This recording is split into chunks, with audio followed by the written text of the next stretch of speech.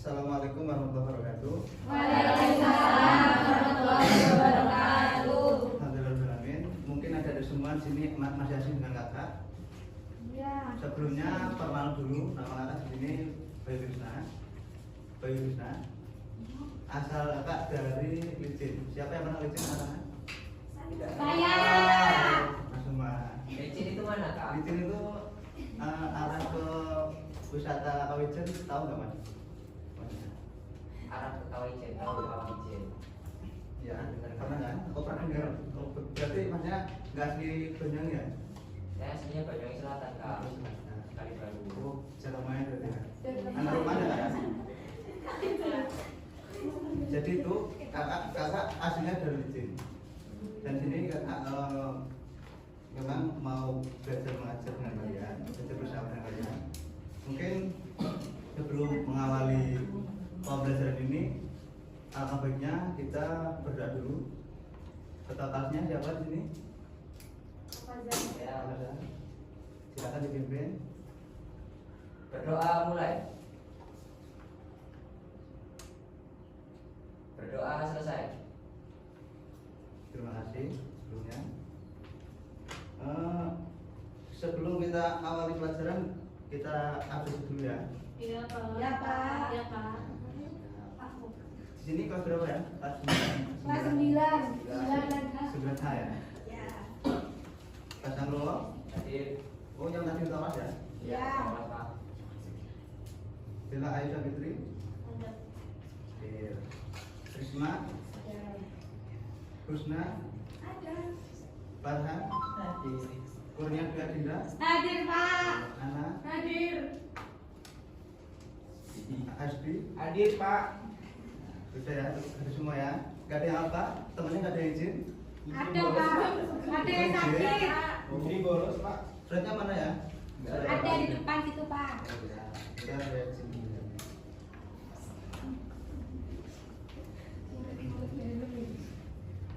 Sebelum kita mulai pelajaran, mungkin kita main game dulu ya. Ada gimana? Ya. Mau ya? Ya, Pak. Biar cair suasananya, oke? Ya. Ini namanya game berhitung ya. Nanti kalian boleh berdiri. Jadi gini, nanti kakak sini depan itu ngitung 1 sampai 6. Oke? Ya. 1 sampai 6. Nanti kalian peragakan dengan tangan kiri dan kanan, oke? Oke, silakan berdiri dulu. Berdiri. Yang belakang berdiri. Siap.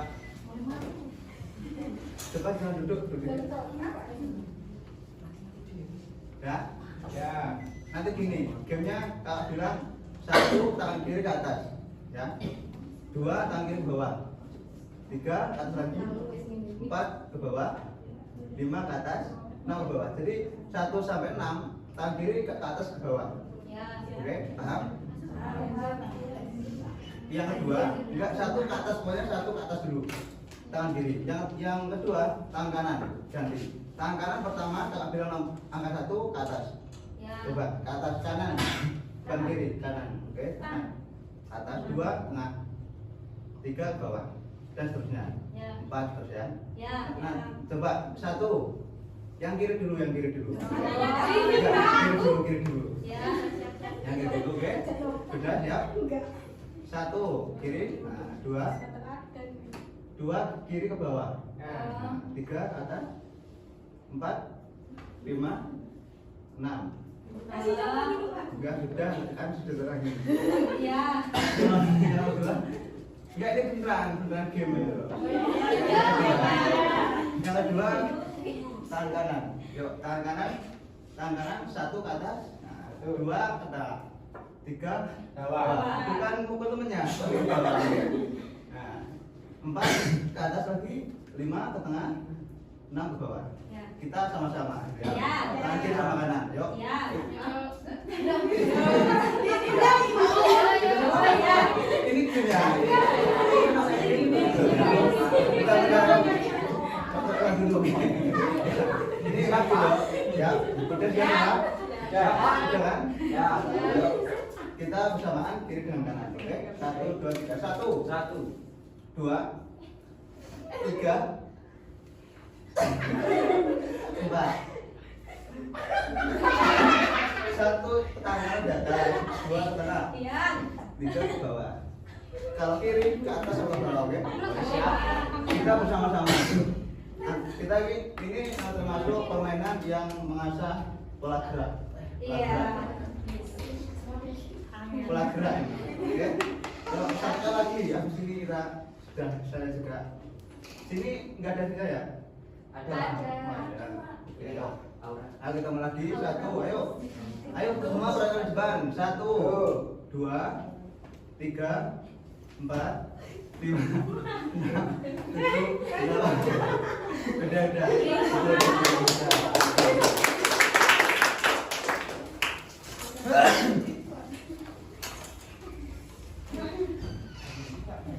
Di pertemuan awal ini karena membahas tentang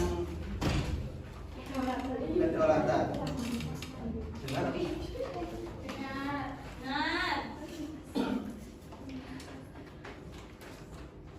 Di sini karena membahas tentang pertama tentang kedaulatan.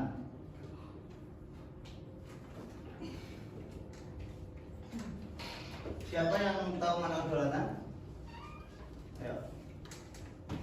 Yang lain? Yang tahu mana kedaulatan? Kedaulatan apa? Makna kedaulatan apa? Kedaulatan adalah kekuasaan tertinggi dari Oke. suatu negara. Jadi kita ambil sudutnya kekuasaan tertinggi ya. Ya.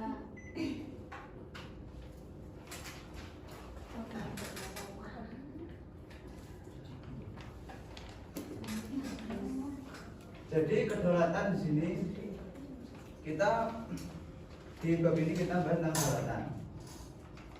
Di mana makna dari kedaulatan ini adalah kekuasaan tertinggi satu negara. Oke.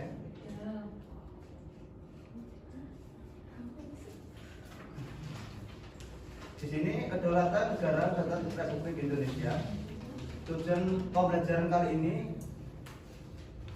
yaitu ada 4. Yang pertama, mengenal serta memahami ketentuan tentang bentuk dan kedaulatan negara sesuai dengan Undang-Undang Dasar Negara Kesatuan Republik Indonesia tahun 1945. Yang kedua, menumbuhkan rasa ingin tahu terhadap ketentuan perihal bentuk dan kedaulatan negara sesuai Undang-Undang Dasar Negara Kesatuan Republik Indonesia tahun 1945. Yang ketiga, memahami berbagai prinsip kedaulatan sesuai Undang-Undang Dasar Negara Indonesia tahun 1945. Yang keempat, memahami dinamika perwujudan kedaulatan negara Kesatuan Republik Indonesia.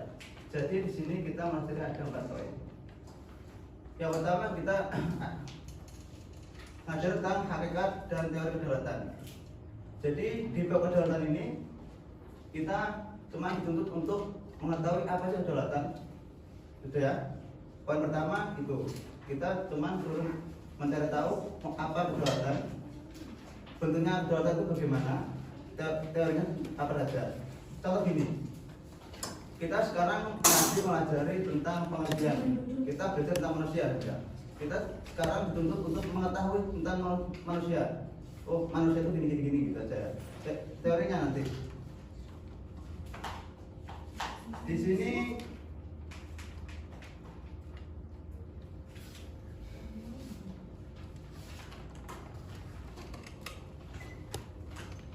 jadi pada tadi artinya apa? Kekuasaan tertinggi. Di mana negara memiliki kekuasaan tertinggi untuk memaksa semua penduduknya agar menaati Undang-Undang Dasar serta peraturan-peraturan kedaulatan negara. Jadi di dalam materi ini kedaulatan dibagi menjadi dua hal, ya. Ada istilahnya kedaulatan ke dalam.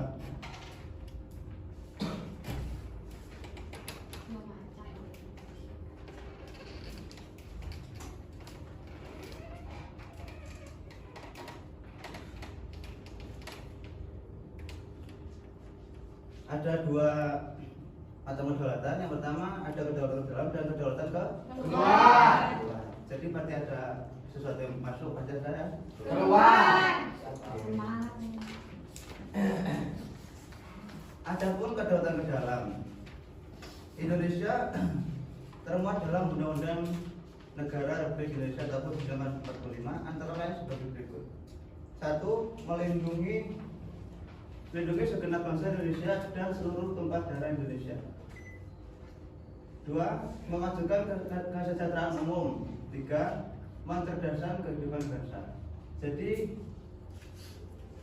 kedaulatan di dalam kita pahami dulu, kan sudah pahami mulai awal makna kedaulatan apa tadi? Kekuasaan. Kalau ada istilah kedaulatan dalam, berarti kekuasaan yang mengatur semua sistem yang ada di dalam negara. Oke, contohnya ada 3 itu, melindungi segenap bangsa Indonesia dan seluruh tumpah darah Indonesia. Berarti di dalam negara Indonesia.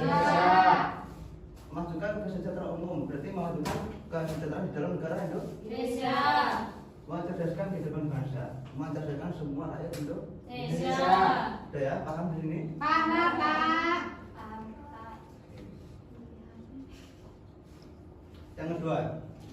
Yang kedua adalah kedaulatan keluar.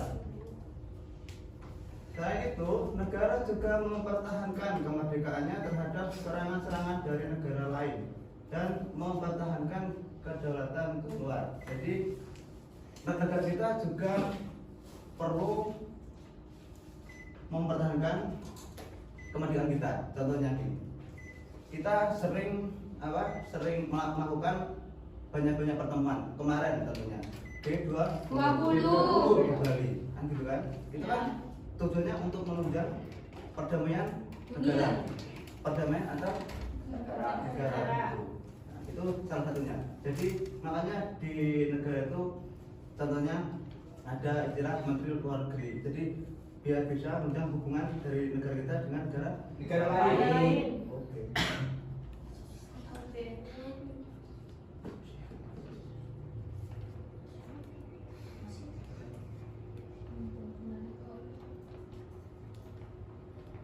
Nah, ini kedaulatan mempunyai sejumlah sifat pokok, yaitu asli, permanen, tunggal, dan terbatas. Tidak terbatas. Maaf, kakak saya keguguran. Asli, oke. Pak sudah jelas ya? Ya.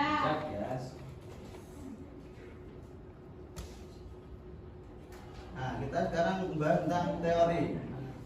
Bahasan terakhir adalah teori.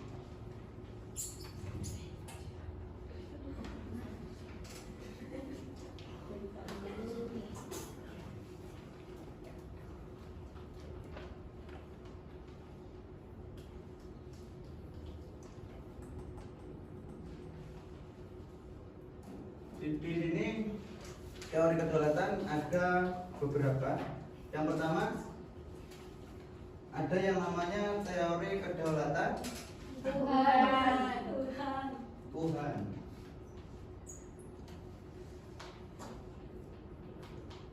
Yang kedua Raja. Oh, raja.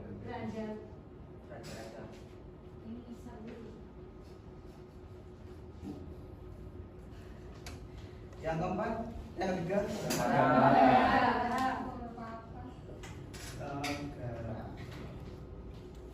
Yang keempat hukum. Yang kelima Jadi di sini ada beberapa teori kedaulatan. Yang pertama ada kedaulatan Tuhan.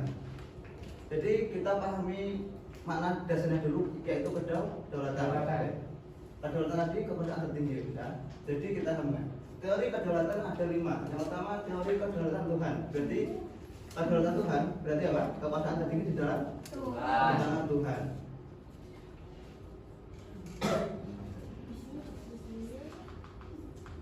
Kekuasaan tertinggi di tangan Tuhan. Oke. Yang kedua raja. Itu sama juga. Yang penting kita tahu mana kekuasaan juga kedaulatan. Kekuasaan tertinggi berarti di tangan raja. Dan seterusnya. Di negara kita Indonesia, kalian tahu nggak kita menganut kedaulatan apa? Kedaulatan rakyat. Apa? Rakyat. Oke. Kita di negara Indonesia kita menganut istilah kedaulatan rakyat. Tapi ada juga selain kedaulatan rakyat, kita juga menganut kedaulatan hukum negara kita. Mungkin ada yang bertanyakan?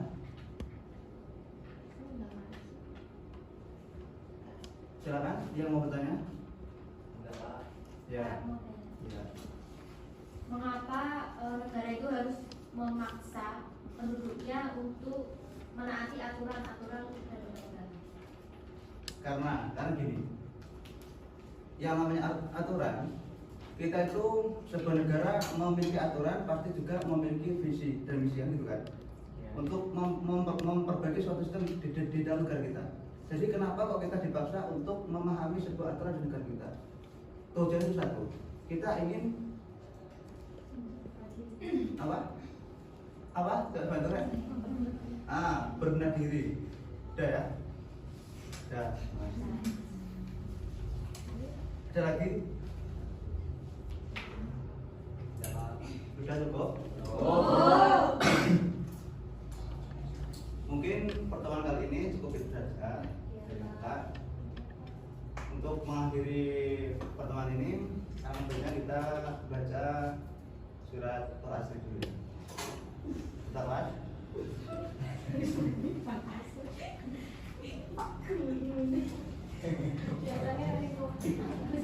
Ayo, bentar, Mas. Semuanya posisi berdoa.